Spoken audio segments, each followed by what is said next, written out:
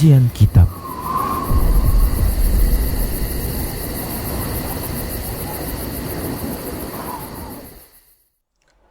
Bismillah, Assalamualaikum warahmatullahi wabarakatuh.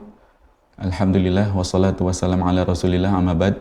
Para pemirsa Rosyad TV dimanapun Anda berada, senang sekali kita kembali di program kita, program kajian kitab.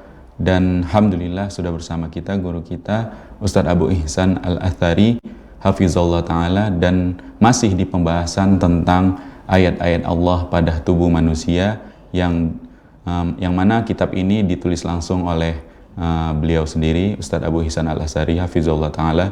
Dan Alhamdulillah juga Ustadz sudah tersambung bersama kita melalui Zoom, dan insya Allah pagi ini akan melanjutkan pembahasan masih yang berkaitan dengan akal manusia. Kepada Ustadz kami persilahkan, silahkan Ustadz.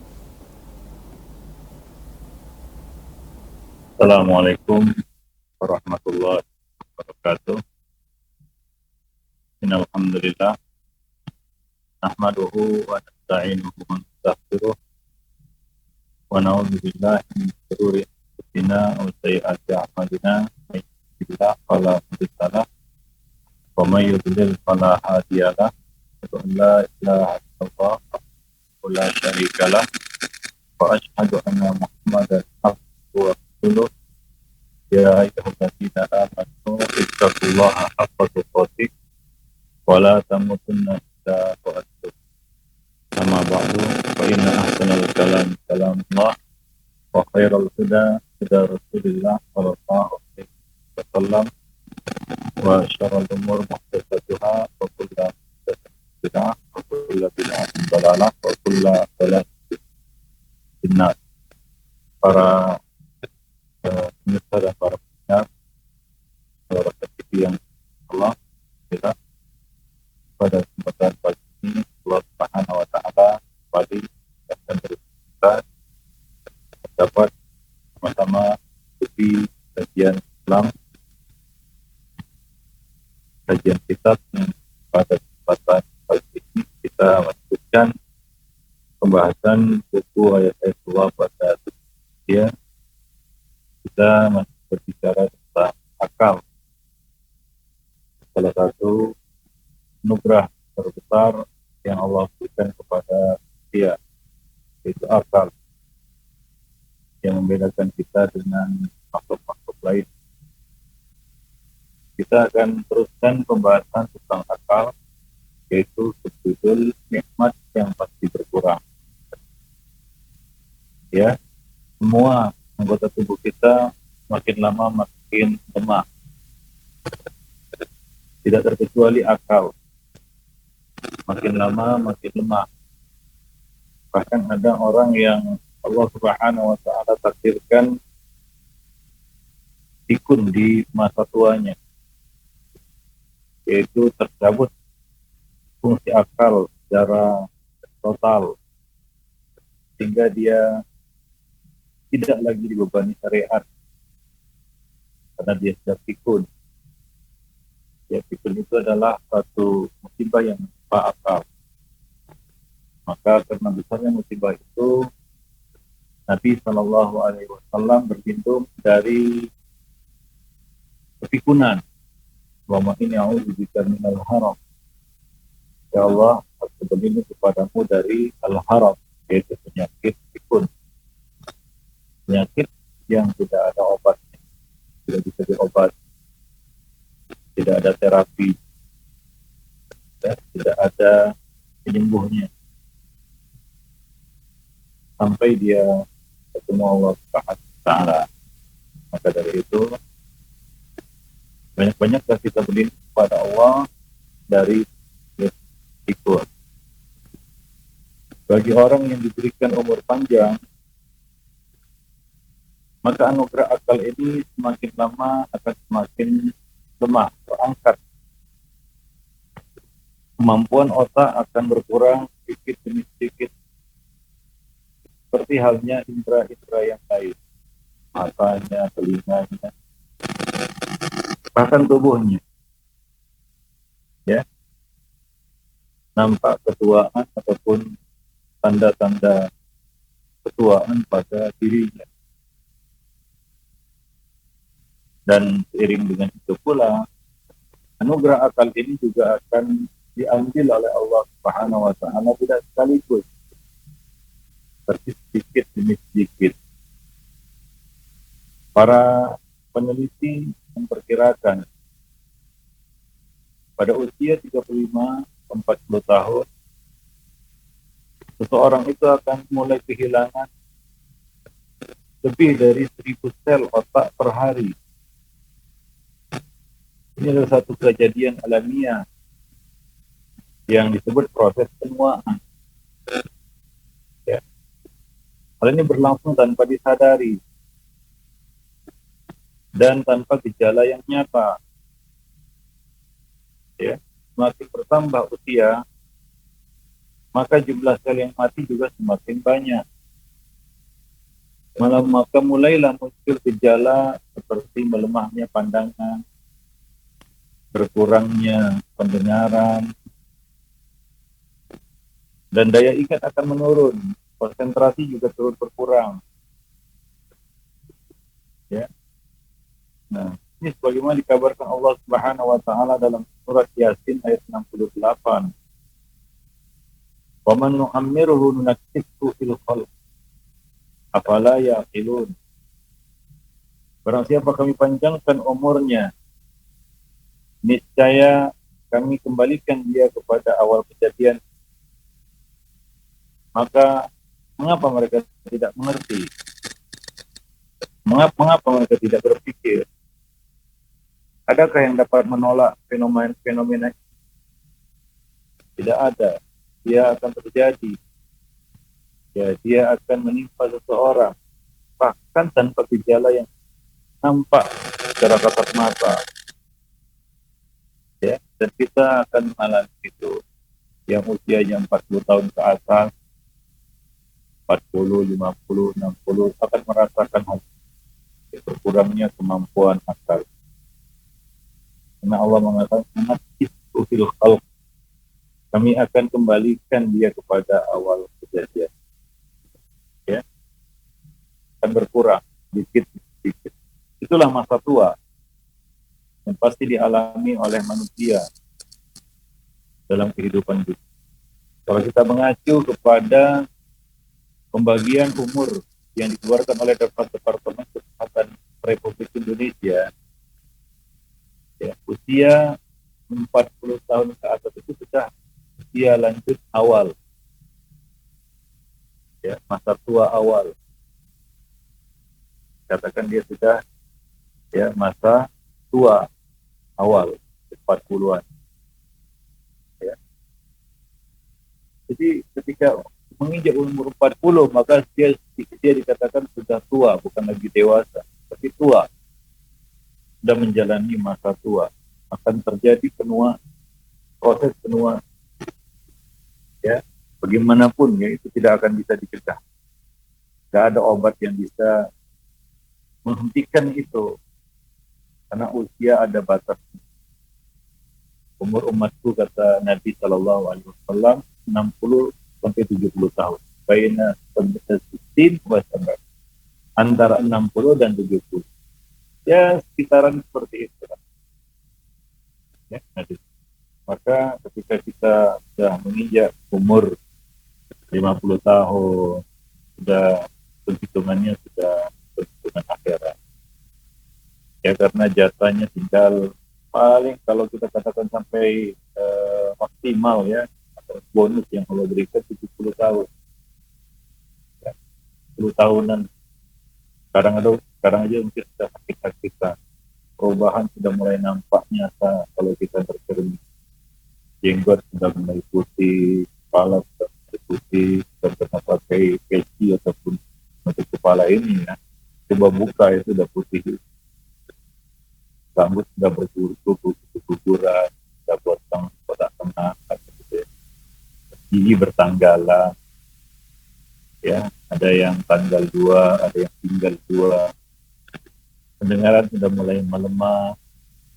Kalau orang bicara nggak teriak-teriak, nggak dengar, kan begitu, ya. Pandangan juga sudah mulai melemah. harus pakai kacamata plus itu memang nggak bisa dihindari, itu normal. Kulit juga sudah mulai berkerut, ya detak jantung juga sudah mulai melambat. Ya, detak jantung orang 40-50 itu sudah berkurang, melambat ya, tidak seperti anak. Ya, karena adrenalin juga sudah mulai melemah. Itu fenomena yang akan muncul, proses yang akan dijalani ya secara berangsur-angsur. Memang kita harus melihat itu, jangan kita artinya ya kehidupan kita juga mulai melambat ketika masuk usia-usia seperti itu ya 40-50 ke atas ya, karena detak jantung juga sudah mulai melambat ya, kehidupan juga sudah mulai melambat, gerakan sudah lambat kan gitu ya, refleks juga sudah lambat ya, tidak bisa seperti anak muda lagi ya. Ya, kalaupun sakit penyuk kesembuhan juga melambat, apalagi patah tulang kan begitu ya. Nah, lambat lah itu sembuhnya, itu lama sembuh. Nah, itu memang kehidupan juga sudah mulai lambat. Terus kendaraan ya, kalau kendaraan sudah mulai melambat artinya dia siap-siap untuk berhenti. Kalau kita naik pesawat, naik apapun itu, ketika kendaraan itu sudah mulai melambat, itu artinya dia akan berhenti. Kalau kita naik mobil, kita naik bus, sebelumnya kencang, atau naik kereta api kencang, oh tiba-tiba dia pelan. Apa nih? Nah ini artinya dia sudah hampir sampai terminal, sudah hampir sampai stasiun. Kalau itu pesawat terbang sudah mau landing, itu gitu ya. Lambat tadi ya, nggak mungkin dia ngebut. Ya. Nah demikian, itu juga kehidupan. Terkabut atau bapan atau bab. Kamu akan menapaki kehidupan itu fase demi fase. Maka kita harus banyak-banyak muhasabah, termasuk muhasabah adalah muhasabah umur, hitung-hitung umur, bukan merayakan ulang tahun ya, tapi hitung-hitung umur itu harus dihitung juga, jangan lupa umur ya. Nah coba lihat, kita sekarang sudah berapa tahun ada di muka bumi ya, jatahnya sudah berapa tahun lagi, dan itu nampak dari kekuatan akal kita juga sudah ya, tidak mampu lagi berpikir ataupun menalar ya seperti masa-masa.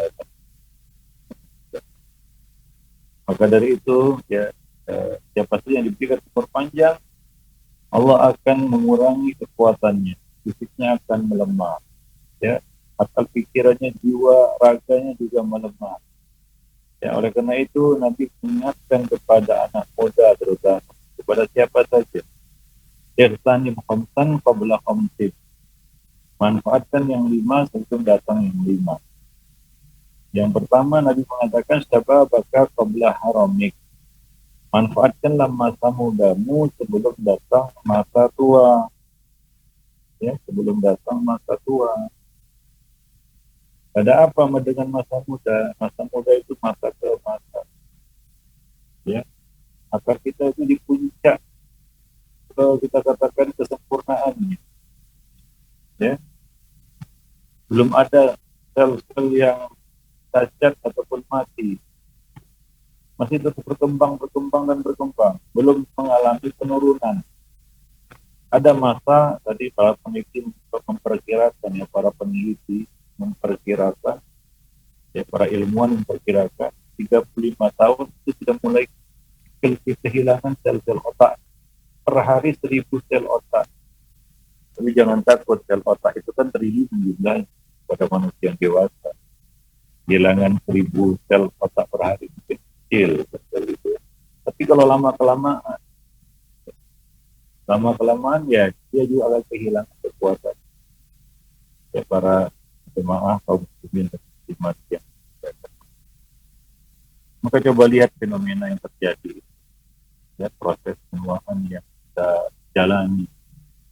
Ya ternyata kita tidak muda lagi. Dulu ya memang kita anak muda, tapi sekarang kita nggak muda lagi. Ya, sudah nampak ketuaan itu pada diri kita. Atau orang umum tak bisa bohong. Ya, ya bagaimanapun dipoles sana sini, aslinya akan kelihatan juga. Ya, Allah. Artinya tadi kita ingatkan satu atau ya, kalau kita naik kendaraan sudah mulai melambat, artinya dia mau berfungsi. Demikian juga kehidupan. Kalau kehidupan juga sudah mulai lambat, gerakan kita sudah lambat, ya. Refleks sudah berkurang. Refleks kita kaitannya dengan kerja otak. Itu artinya kerja otak juga sudah melemah, karena semua dikontrol oleh ECU ini. ECU kita, ECU itu ya otak kita. Ya, kalau itu sudah lemah, maka ya istilahnya udah berebet gitu, kata istilah otomatis. Mesin itu sudah berebet gitu. Ya, ya dia mau parkir itu. Ya, Allah. Artinya ini satu sinyal elemen ya kepada kita untuk mempersiapkan kehidupan setelah mati, yaitu kehidupan akhir yang mulai dari alam barzakh dan alam-alam selanjutnya. Itulah masa, itulah waktu, itulah momen yang akan kita hadapi yang saja. Kepada anak-anak muda, jangan lalai. Kalau Allah berkehendak dan memberikan anugerah umur panjang, ya, maka manfaatkan masa muda itu sebelum datang masa tua. Kita nggak tahu apakah kita dapat masa tua atau tidak. Ya. Maka yang tua-tua ini juga bersyukurlah karena mendapati masa tua. Karena banyak anak-anak muda juga nggak mendapati masa tua, masih muda, itulah banyak kan, banyak nggak dapat masa tua. Maka beruntunglah orang-orang yang dapat masa tua. Maka segera berubah yang belum berubah. Ya. Ingat umur, ingat usia. Ya. Kalau kita hitung, taruhlah kita 50 sekarang, finishnya 70, artinya 20 tahun. Ya, kita baru kelihatannya ya, baru meninggalkan tahun 2000, abad milenium, tahun 2000.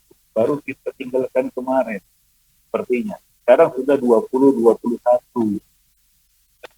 Ya, sudah 21 tahun kita meninggalkan tahun 2000. Seolah-olah tahun 2000 baru kita tinggalkan kemarin. Ya, begitu cepat itu masa itu bergulir, berjalan. Ya, nah, dia tidak menunggu. Ya,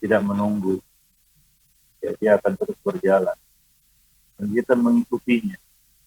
Kita nggak bisa melarikan diri dari, ya, maka manfaatkanlah waktu umur. Nah, Allah kasih kode-kode alam, ya, dengan apa? Dengan mengurangi, mengambil kembali anugerah-anugerah tersebut, termasuk akal. Ya, maka ya beruntunglah anak muda yang masih sempat belajar agama.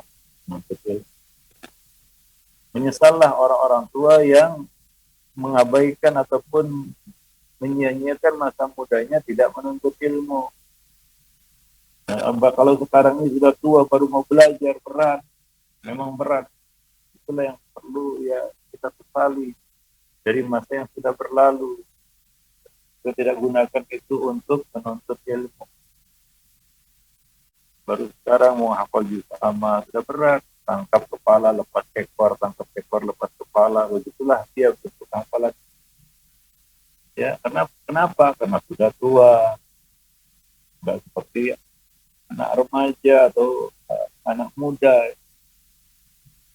Mungkin sekali duduk dia hafal satu surat panjang, ya misalnya Qaf, ada yang Qaf satu kali duduk dia hafal, ada yang menghafal sama satu hari saja. Kalau sudah tua, udah bertahun-tahun juz amma nggak kelar-kelar. Ya seperti yang kita sebutkan tadi, tangkap kepala lepas ekor, tangkap ekor lepas kepala, nggak ada yang dapatkan gitu ya. Kenapa? Karena sudah tua. Maka dari situ ada pepatah kita yang berbunyi, belajar di waktu muda seperti mengukir di atas batu. Belajar di masa tua seperti mengukir di atas air. Benar nggak pepatah itu? Benar. Kenapa? Karena di masa tua kayak melukis di atas air. Kenapa? Karena kemampuan akal berkurang. Terutama daya ingat, daya hafal, daya nalar, itu sudah berkurang.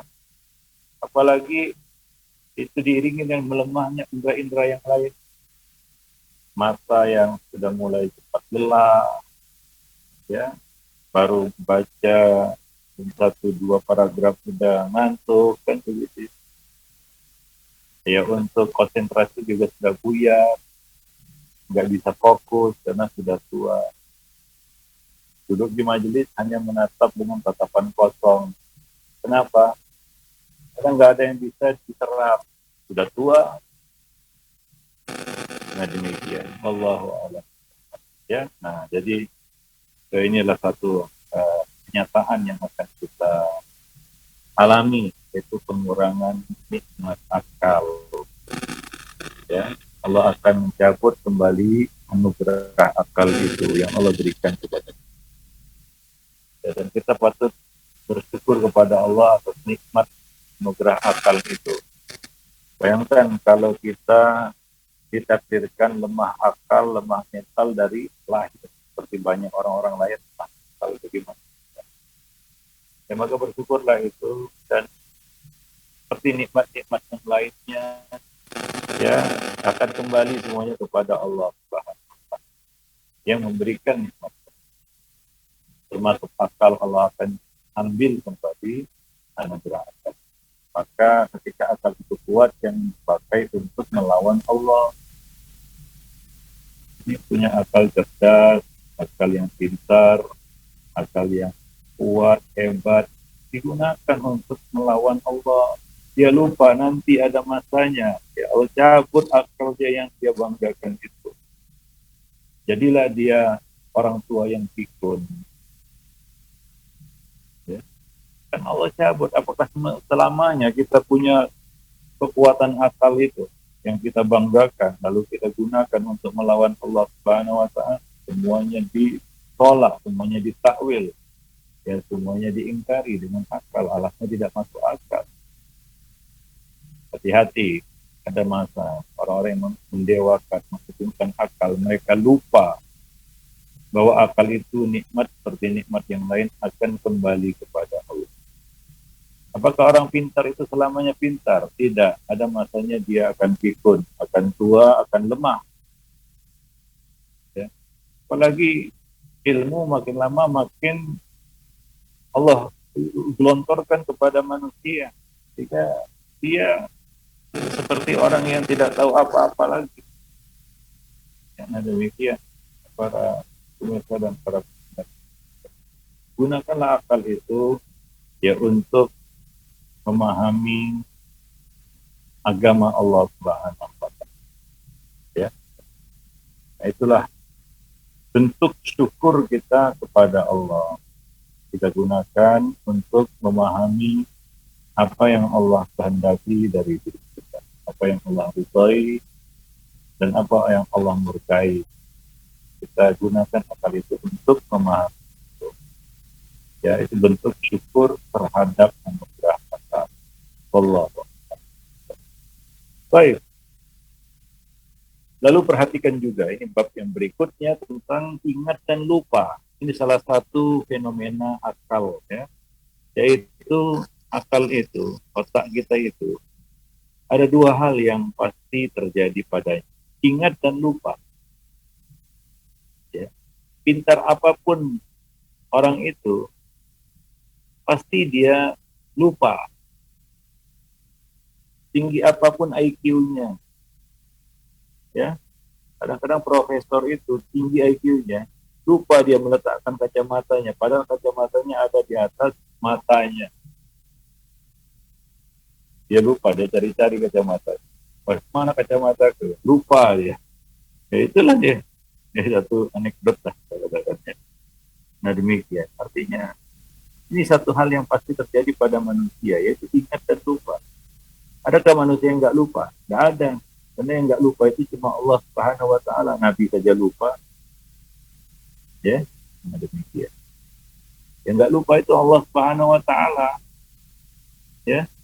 Pemakan Rabbuka nasiya, dan Rabbmu tidak akan lupa. Ya, Allah Subhanahu Wa Taala ilmunya tidak diakhiri dengan lupa. Beda dengan kita. Ilmu manusia ini itu tinggi-tingginya ilmu manusia diakhiri dengan lupa. Lupa juga dia. Ya, itu akan terjadi pada kehidupan kita. Namun kenapa Allah ciptakan lupa ini bagi manusia? Apakah lupa pada manusia itu sia-sia? Tidak, ternyata lupa itu perlu. Ya. Akal kita itu perlu satu program yang namanya lupa. Kita sebut program ya. Lupa itu program yang Allah ya sematkan di akal manusia, di otak manusia. Ya. Disematkan itu, diinstalkan istilahnya. Diinstalkan pada otak manusia, maka kita pun lupa. Ya, tiba-tiba kita lupa. Apa gunanya lupa? Banyak. Nah, ini salah satu yang kita katakan perkara yang memang kita katakan tidak baik, tapi kita perlu, seperti hawa nafsu. Manusia Allah ciptakan hawa nafsu pada diri mereka. Hawa nafsu itu buruk, tapi kita perlu. Kenapa? Karena tanpa hawa nafsu kita tidak akan bisa berkembang biak. Kita bisa berkembang biak, kita hadir di dunia ini juga karena hawa nafsu. Ya, kalau enggak gimana itu? Ketemu ibu bapak kita, lalu lahir kita. Kalau tidak ada nafsu di situ, nafsu itu perlu. Lupa juga perlu. Ya, perhatikanlah kemahabijaksanaan Allah menciptakan ingatan dan kelupaan yang khusus diberikan bagi manusia. Banyak sekali hikmah yang tersembunyi di balik itu semua. Banyak juga maslahatnya bagi manusia. Andai kata bukan disebabkan kekuatan ingatan dan daya hafal yang khusus dianugerahkan untuk manusia, maka pasti semua urusan manusia akan kacau balau. Maka ada ingatan dan ada lupa. Dua itu perlu. Dengan ingatan, manusia itu akan tahu apa hak dan kewajiban. Tanpa itu, dia tidak akan tahu hak dan kewajiban. Tanpa ingatan, dia tidak akan tahu apa saja yang dia terima dan apa saja yang dia beri. Dia juga tidak akan tahu apa yang dia dengar dan apa yang dia lihat. Dia tidak akan tahu pula apa yang dikatakannya dan apa yang dikatakan kepada dirinya. Dia tidak akan mengingat orang yang telah berbuat baik kepadanya. Dan juga tidak akan ingat orang yang berbuat jahat kepadanya. Nah, dia tidak akan mengenal orang-orang yang bermuamalah dengannya. Dan dia tidak akan tahu ya, siapa yang memberi manfaat untuk dirinya dan harus didekatinya. Dan bahkan dia tidak tahu, tidak ingat apa yang orang yang bisa atau akan mencelakakan dirinya yang harus dijauhinya. Jadi itu ingatan. Manusia bisa ingat. Ya, manusia bisa mengingat. Dan kekuatan ingatan manusia itu di atas kekuatan ingatan makhluk-makhluk lainnya, seperti hewan. Hewan juga ingat ya. Ingat orang yang berbuat baik kepada, tapi terbatas. Ya, kita daya ingat kita luar biasa. Kita ingat orang yang berbuat baik kepada kita, siapa dia, kapan itu terjadi, dan apa kebaikan yang diberikannya kepada kita. Sehingga manusia bisa membalas kebaikan karena dia ingat. Karena dia ingat para jemaah dimuliakan. Dan dia ingat juga orang yang mencelakakannya sehingga dia menjauhi orang itu. Nah, demikian ya. Maka tidak akan bisa dia mengetahui jalan yang dilaluinya meski telah melaluinya berkali-kali kalau dia tidak ingat. Ya. Dan kalau juga dia tidak ingat, maka dia tidak akan bisa menjalankan syariat Allah. Ya. Nah, itu manfaat ingat. Itu ada pada akal manusia. Ingatan. Manusia itu bisa mengingat. Ya. Nah, dengan itu kehidupannya menjadi lancar. Kalau tidak, kacau balau. Kalau nggak ada satu perkara pun yang bisa kita ingat. Atau ketika daya ingat kita kecil, terbatas seperti hewan. Nah, demikian. Ya. Maka kekuatan akal manusia juga terletak pada daya ingatnya yang melebihi kekuatan ingatan makhluk-makhluk Allah yang lain, hewan-hewan. Wallahu a'lam bishawab.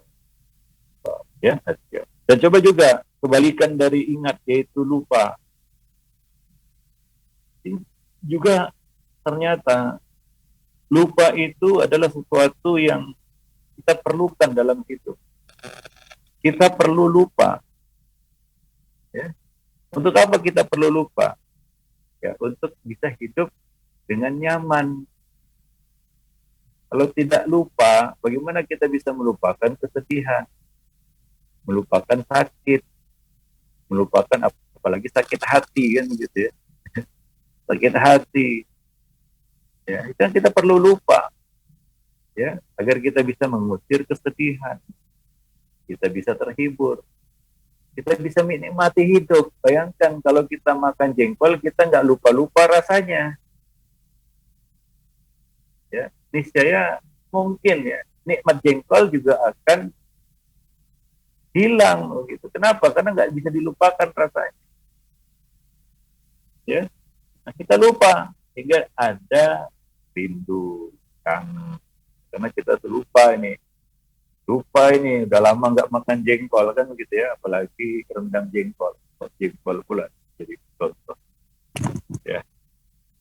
Ya, nah, lupa kita ada keinginan untuk ya kembali kepada nikmat itu. Nah, kita bukan hidup di surga. Yang menikmati surga itu nggak perlu lupa, ya, nggak perlu bosan. Kita perlu bosan. Bosan itu kan ya sesuatu yang ingin kita lupakan. Bosan kita mau kita lupakan ya, supaya kita bisa recycle nikmat itu. Nah, kalau di surga nanti nggak perlu itu semua, ya, nggak perlu itu semua. Nah, demikian. Wallahu a'lam bishawab. Ya. Nah, apabila manusia tidak lupa, tentu dia tidak akan bisa terhibur. Dia tidak akan bisa terlepas dari kesedihan. Dia tidak akan bisa menghibur diri dari musibah, melupakan musibah. Dia tidak akan bisa menghilangkan, mengusir kesedihan dan kepiluan, kesengsaraan, sakit. Dia tidak akan bisa melepaskan kedengkian. Dia tidak akan bisa menikmati kelezatan duniawi karena selalu ingat. Ya. Ingat musibah terus. Itu kan membuat hilangnya kelezatan kehidupan dunia. Dia tidak akan bisa melupakan musuhnya dan dia tidak akan bisa melupakan balasan dari seorang yang hasad atas dirinya. Dan dia tidak akan bisa terlepas dari sifat dendam dan sulit untuk memaafkan. Kenapa? Karena nggak lupa dia. Kita bisa memaafkan karena kita bisa melupakan. Ya, lupa. Karena kita punya program yang namanya lupa. Ya, maka mau jadi manusia yang nggak ada lupanya, itu menyalahi kodrat manusia. Kita perlu lupa para jemaah kaum muslimin kepada kemudian untuk satu kepentingan yang kadang-kadang kita nggak mengerti kenapa manusia itu lupa. Itulah nikmat Allah Subhanahu wa taala pada penciptaan daya hafal dan lupa ini, ya, ingat dan lupa, ya padahal keduanya kontradiktif, ya terjadi pada satu bagian dari tubuh kita yaitu otak. Di situ ada program ingat dan program lupa, ya, dan semuanya memiliki maslahat sendiri. Ya, dan maslahat yang kadang-kadang di luar kesadaran kita, tapi kedua terjadi dengan begitu tertata dan rapi. Ya, maha suci Allah, maha besar Allah atas ciptaannya itu. Ya, yang kita katakan robot dan bisa lupa dia mengikuti programnya, ya tidak serumit program ingat dan lupa pada otak manusia. Ya Allah. Ya, sehingga manusia bisa mengejar kemaslahatan dan menjauhi ya mara bahaya. Ya Allah. Baik para jemaah yang dimuliakan Allah, ya itulah dia, ya salah satu anggota tubuh yang paling, ya kita katakan mulia, diletakkan di atas, dijaga dengan penjagaan yang berlapis, ya diprogram dengan program yang canggih, ya semua itu untuk maslahat ya makhluk yang bernama manusia. Itulah akal kita. Syukurilah nikmat akal itu. Karena nikmat itu akan kembali kepada Allah pada saat Allah. Jawab. Nah, para jemaah yang dimuliakan Allah, sampai di sini dulu pertemuan kita pada kesempatan pagi ini, ya mudah-mudahan ya bermanfaat bagi kita semua. Ini bab kedua yang kita bahas tentang akal mudah termahal. Ya, kita sedikit banyak sudah tahu ya bagaimana cara kerja otak kita, apa program yang dimaksudkan Allah padanya, kemudian apa yang terjadi kemudian, itu sudah kita bahas pada bab kedua tersebut, ya, tentang akal. Mudah-mudahan kita menjadi hamba yang bisa lebih mensyukuri nikmat akal itu, menggunakan akal itu untuk memahami agama Allah, ya, bukan untuk melawan Allah. Baik, para jemaah yang dimuliakan Allah, pada kesempatan berikutnya kita akan bahas salah satu tanda kebesaran Allah adalah mata. Ya, dari akal, otak itu turun ke bawah sedikit. Ini adalah salah satu anggota tubuh yang penting juga dan nikmat yang besar juga, yaitu alat penglihatan yang mata. Ya, tadi kita sebutkan sebelumnya bahwa sebenarnya kita melihat itu bukan dengan mata, ya, tapi dengan otak kita. Mata hanya menangkap media apa yang kita lihat, kemudian dikirim itu biar tangkapan itu rekaman ke otak, dan otak prosesnya kita mengenali apa yang kita lihat, apalagi yang kita lihat berulang-ulang, kan begitu ya. Semakin sering kita lihat maka semakin besar ya pola pattern yang terbentuk di akal. Maka kita akan mengenalinya, bahkan langsung mengenalinya, bahkan sedikit saja potongannya kita mengenalinya. Kenapa? Pattern itu artinya pola itu sudah terangkai dengan kuat dalam otak. Itu artinya mata cuma media. Hati-hati ya. Ya, kita selanjutnya diproses oleh otak. Ya Allah. Maka kita akan bahas mata secara fisik dan juga cara kerjanya, ya, dan bagaimana kita menjaga anugerah mata, ya. Karena ada orang yang Allah lahirkan tanpa alat penglihatan ini, maka bersyukurlah kita lahir normal bisa melihat dunia. Ada yang lahir tidak sampai hari ini, sampai dewasa dia belum melihat dunia, belum melihat indahnya dunia. Kenapa? Karena dia buta dari kecil ataupun dari lahir. Wallahu a'lam. Nah, demikian saja ya pertemuan kita, mudah-mudahan bermanfaat. Ada Assalamualaikum warahmatullahi wabarakatuh. Baik Ustaz, jazakumullah khairan atas pemaparan dan faedahnya. Dan para pemirsa Rosyad TV yang mau bergabung bersama kita di kajian kitab pagi ini bisa melalui line interaktif kita di nomor 0822 8888 6630. Kita ulangi di 0822 8888 6630. Ustaz, pertanyaan dari kami dulu Ustaz. Mungkin Ustaz menunggu pertanyaan dari pemirsa kita. Kalau yang sudah berumur atau sudah tua, kita bilang Ustaz, sering misalnya ibu-ibu gitu Ustaz di rumah sampai lupa gitu, misalnya sudah sholat atau belum, ini terkait hukumnya gimana Ustaz? Itu tanda-tanda kepikunan. Orang itu lupa satu kewajiban. Lupa pakai baju itu, ada itu lupa pakai baju dia, keluar aja dia gitu. Itu tanda-tanda kepikunan, melupakan satu yang urgent, penting, vital. Maka orang yang lupa nutup aurat itu hati-hati. Jangan-jangan sudah pikun juga. Ya, jadi kepikunan itu akan nampak tanda-tandanya, indikasi awalnya itu adalah dia melupakan satu yang urgent, kewajiban, bukan urgent. Dia lupakan, sudah mulai lupa dia. Ya, nah ini tanda-tanda awal kepikunan. Seiring dengan bertambahnya usia. Biasanya usia pikun itu 60 tahun ke atas. Ya. Jarang ataupun ya kita hampir tidak menemukan kasus orang itu pikun di bawah 60. Ya.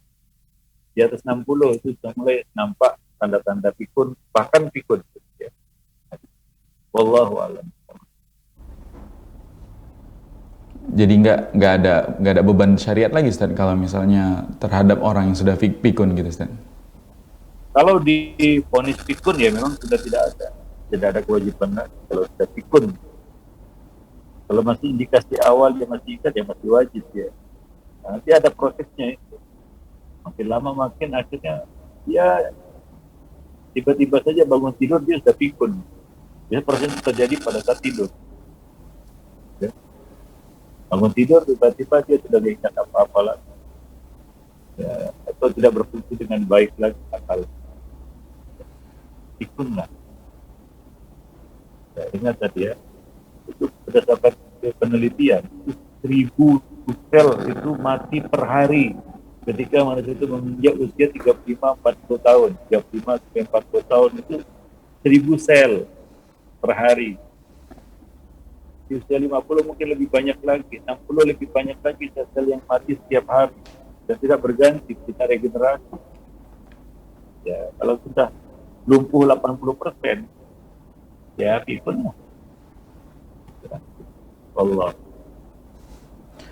Baik Ustaz, dan kalau untuk yang belum pikun gitu Ustaz, terkait lupa kan tadi dari sisi fungsi yang Ustaz sebutkan kan, maksudnya untuk misalnya melupakan kesedihan, rasa sakit, kegalauan gitu dan lain-lainnya.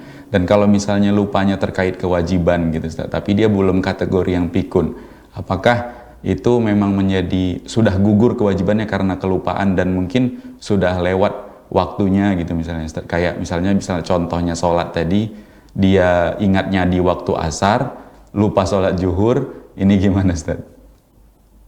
Ya. Rufi an ummati al-khata' wa nisyan wa mastukib alaih, ya. Diangkat kewajiban atas 3 orang dari umatku. Yang pertama ya orang yang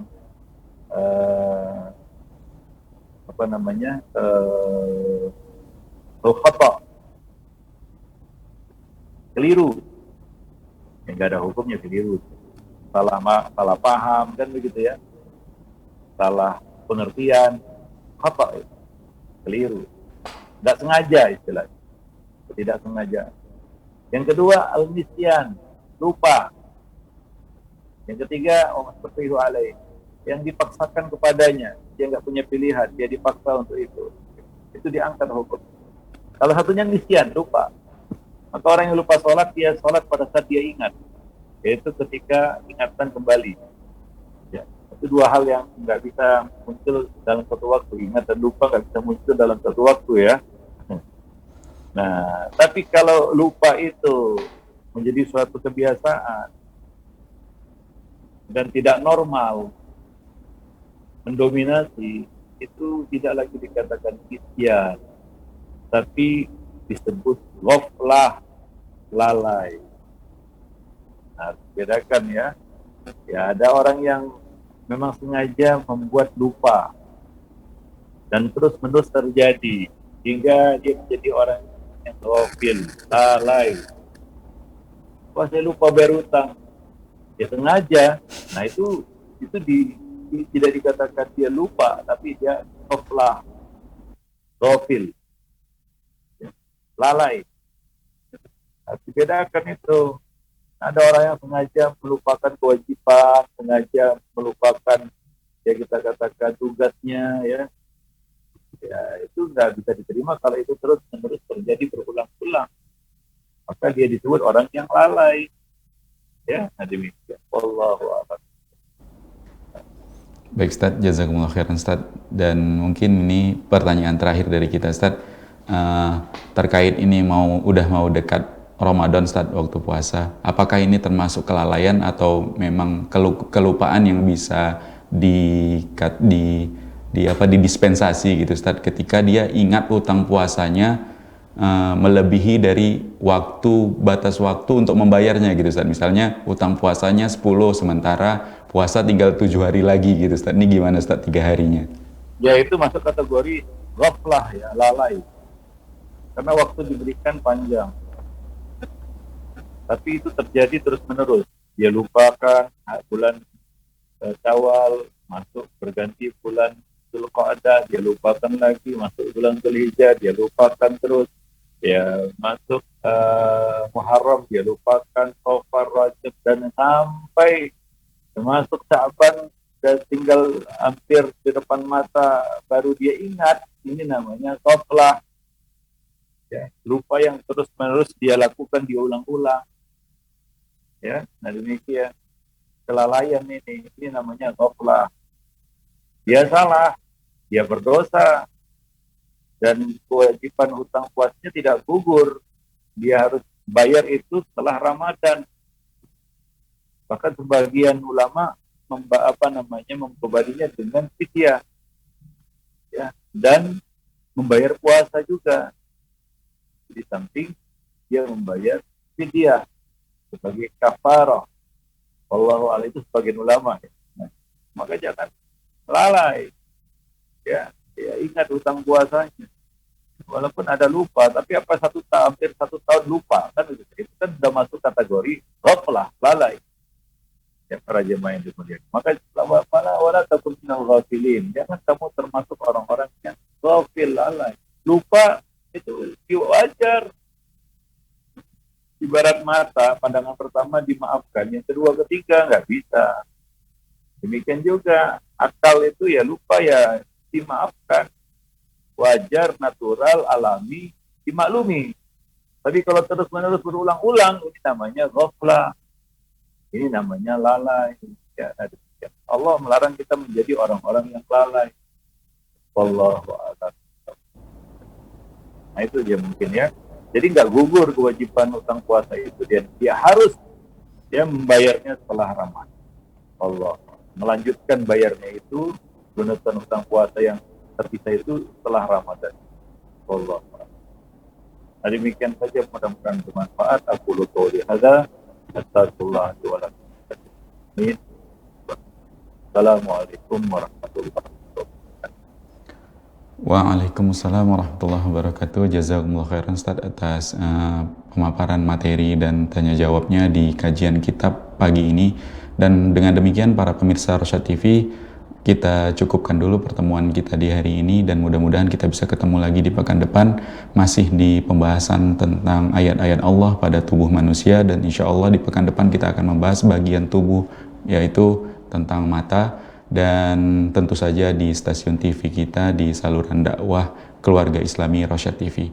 Baik, mewakili kru yang bertugas kami pamit. Kita tutup dengan doa kafaratul majelis. Subhanakallahumma wa bihamdika asyhadu an la ilaha illa anta astaghfiruka wa atubu ilaik. Assalamualaikum warahmatullahi wabarakatuh.